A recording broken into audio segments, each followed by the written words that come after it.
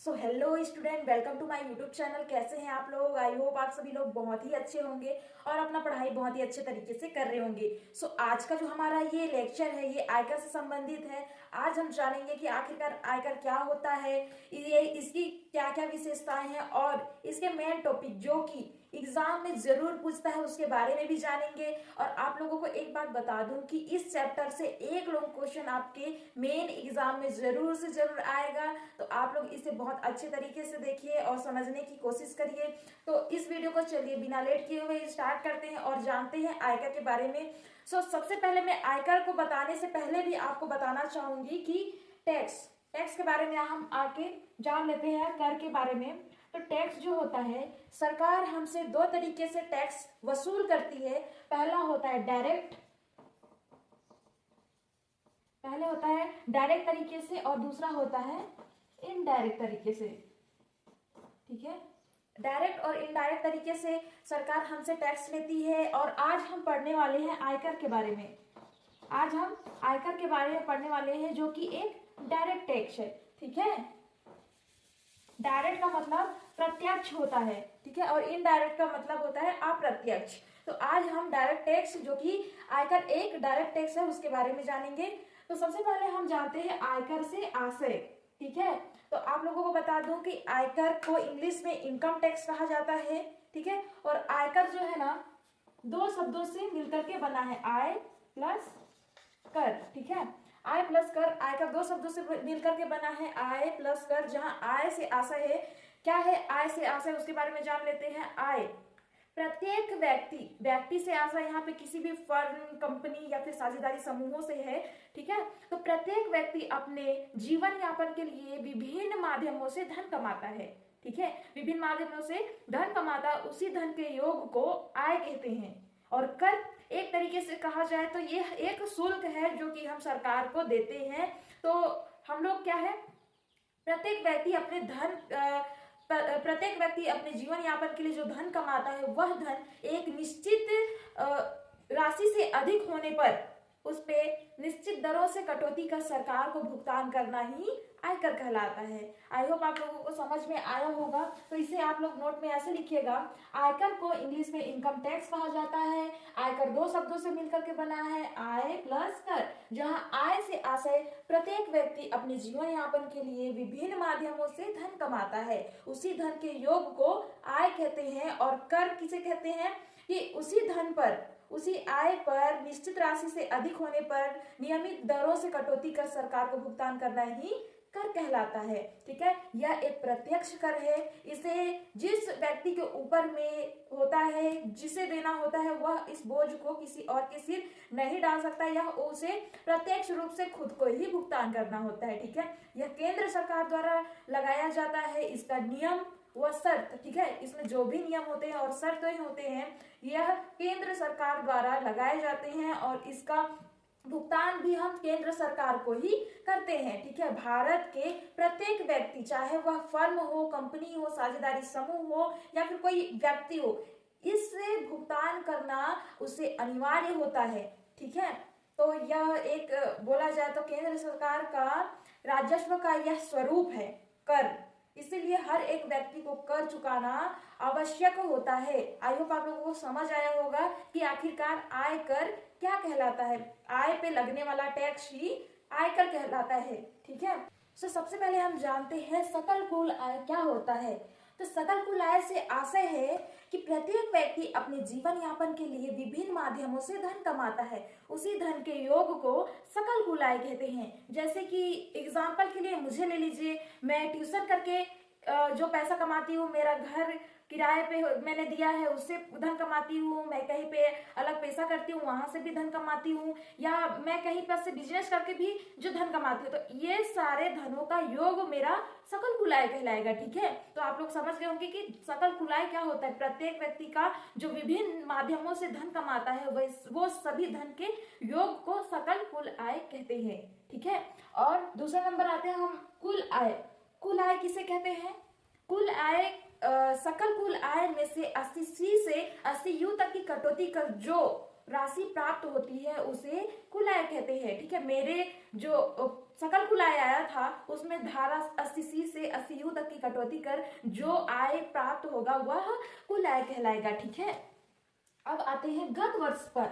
जिस वर्ष व्यक्ति के आय पर कर लगता है उसे गत वर्ष कहते हैं। ठीक है, यह 1 अप्रैल से 31 मार्च का होता है जो कि गत वर्ष कहलाता है। ठीक है, अब आते हैं कर निर्धारण वर्ष। कर निर्धारण वर्ष क्या कहलाता है, किसे कहते हैं कर निर्धारण वर्ष? जिस वर्ष व्यक्ति के आय पर कर निर्धारण किया जाता है लगता है उसे कर निर्धारण वर्ष कहते हैं। यह कर निर्धारण वर्ष गत वर्ष के आय पर लगता है। ठीक है, और कर वंचन या कर अपवंचन। कर वंचन या कर अपवंचन से आशय है कि कर की चोरी से है। जिस व्यक्ति पर, ठीक है, कर निर्धारण होता है और वह कर का भुगतान ना करना ही कर अपवंचन कहलाता है। कोई भी व्यक्ति जिस पर कर निर्धारण होता है उसके आय पर कर लगना होता है और वो सीधे सीधे कर को नहीं देता है और काला धन रखता है अपने पास, तो उसे कर वंचन कहते हैं। कर वंचन या कर अपवंचन। ठीक है, और नेक्स्ट हम पढ़ेंगे कर बचाव। कर बचाव क्या होता है? कर बचाव से आशय है कि कोई भी व्यक्ति अपना आय को पूरा न बता करके कुछ कम बताता है अपने आय, जैसे कि उसने साल भर में जितने भी आय कमाए हैं उस आय को पूरा न बता करके कम बताता है, उसे कर बचाव कहते हैं। यह अवैध है, इसे भी अवैध माना गया है। ठीक है, अब नेक्स्ट चलते हैं हम कर नियोजन।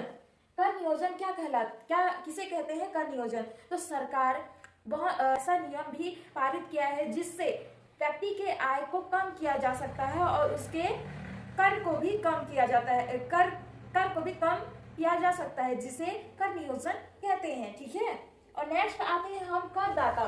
करदाता किसे कहते हैं? वह व्यक्ति जिसका आय निर्धारित सीमा से अधिक हो और जिसे कर देना हो उसे करदाता कहते हैं। ठीक है, जो व्यक्ति के आय पर कर लगा हो उसे करदाता कहते हैं। ठीक है, अब जानते हैं आयकर के इतिहास के बारे में।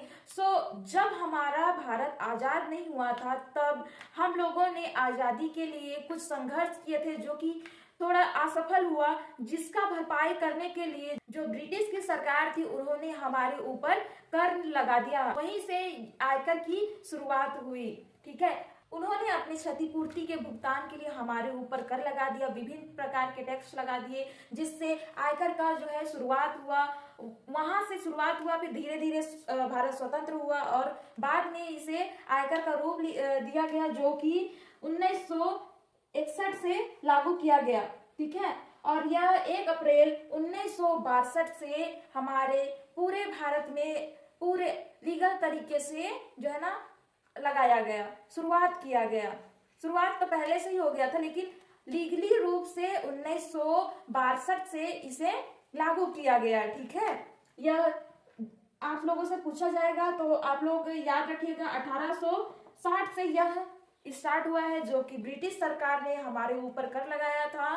ठीक है, और इसे पूरे स्थायी रूप से 1962 से लागू किया गया। ठीक है, अब चलते हैं आयकर की विशेषता की तरफ। तो सबसे पहली विशेषता इसकी यह है कि इसे एक अंग्रेजी शासन द्वारा शुरुआत किया गया। ठीक है, अभी हम लोगों ने इसके बारे में पढ़ा कि इसे ब्रिटिश की सरकार, जिसका नाम क्या था? Sir James Wilson. ठीक है, जिसका नाम क्या था? आयकर के जन्मदाता के बारे में आप लोगों को पूछा जाए तो आप लोग याद रखिएगा कि इसका नाम क्या था? सर जेम्स विल्सन था। ठीक है, अंग्रेजी शासन द्वारा इसे शुरुआत किया गया, या इसकी सबसे बड़ी विशेषता है। ठीक है, और दूसरा नंबर आता है आपका क्या है? आयकर एक प्रत्यक्ष कर है। ठीक है, यह प्रत्यक्ष कर है, इसे जिस व्यक्ति के ऊपर लगाया जाता है उसे प्रत्यक्ष रूप से इसका भुगतान करना होता है। ठीक है, और तीसरा नंबर आता है केंद्र सरकार द्वारा लगाया जाना।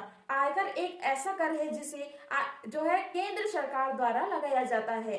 ठीक है, और चौथा नंबर आते हैं आयकर राज्य सरकार व केंद्र सरकार में बंटवारा होता है। ठीक है, आयकर जो है केंद्र सरकार तो लगाती है लेकिन उसका बंटवारा राज्य सरकार को भी हिस्सा देती है। आधा केंद्र सरकार लेती है और आधा राज्य सरकारों को भी देती है। ठीक है, और पांचवा नंबर आते हैं कुल आय पर लगना। आयकर की यह भी बहुत बड़ी विशेषता है कि यह व्यक्ति के कुल आय पर लगती है। आप लोगों को इतने सरल विशेषताएं बताऊंगी कि आप लोग इसे जरूर याद करने में भी आप लोगों को बिल्कुल भी परेशानियां नहीं होगी। ठीक है, तो और आते हैं हम छठा नंबर पे, तो भारत के प्रत्येक व्यक्ति पर लगना। मतलब यह इसकी एक ये भी विशेषता है कि यह भारत के प्रत्येक व्यक्ति पर लगता है। ऐसा नहीं है कि यह किसी के ऊपर नहीं लगेगा, ठीक है, यह भारत के प्रत्येक व्यक्ति को लगना होता है, ठीक है।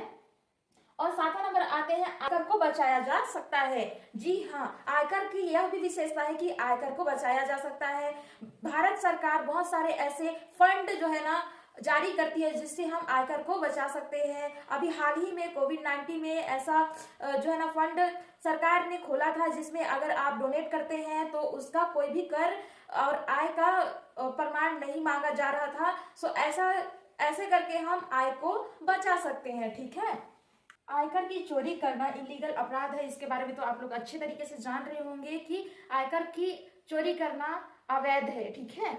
अब नेक्स्ट, आयकर देश के विकास में सहयोगी है, ठीक है। आयकर से सरकार देश का विकास करती है, सो देश के विकास के लिए आयकर बहुत जरूरी है, यह उसके लिए बहुत सहयोग करती है, ठीक है। नेक्स्ट चलते हैं हम 10वां नंबर की ओर। आयकर सरकार के बजट का आधार है, ठीक है। आयकर को देखते हुए ही सरकार जो है ना अपना बजट बनाती है। इसके बारे में भी आप लोग अच्छी तरीके से जान लीजिए कि सरकार जो है ना हमसे आयकर जो टैक्स लेती है उसी के आधार पर नेक्स्ट ईयर का बजट बनाती है, ठीक है। अब चलते हैं 11वां नंबर की ओर। तो गत वर्ष पर लगाया जाता है, ठीक है। तो आयकर जो है ना व्यक्ति के गत वर्ष के आय पर लगाया जाता है, ठीक है। और नेक्स्ट आते हैं हम 12वां नंबर। इसकी दरें घटते क्रम में होती है, अर्थात आयकर की यह एक विशेषता है कि यह घटते क्रम में होती है, यह भी इसकी प्रमुख विशेषता है। सो ये रहे आज के आयकर के बारे में कुछ जानकारियां, ठीक है। आज हमने जाना कि आयकर किसे कहते हैं, इसके मेन टॉपिक कौन कौन से हैं और इसकी विशेषता क्या है, इसकी शुरुआत कब हुई, ठीक है। सो यह रहे आज के लेक्चर। सो आई होप आप लोगों को ये समझ में आया होगा, आप लोगों के यूजफुल लगा होगा, आप लोग इससे समझ पाए होंगे कि आखिरकार आयकर किसे कहते हैं, उसकी विशेषताएं कौन कौन सी है। सो मिलते हैं नेक्स्ट वीडियो में नेक्स्ट तरीके से और नेक्स्ट कंटेंट के साथ। इसी तरह हमारे साथ अपना प्यार बनाए रखिएगा और मिलते हैं नेक्स्ट वीडियो में।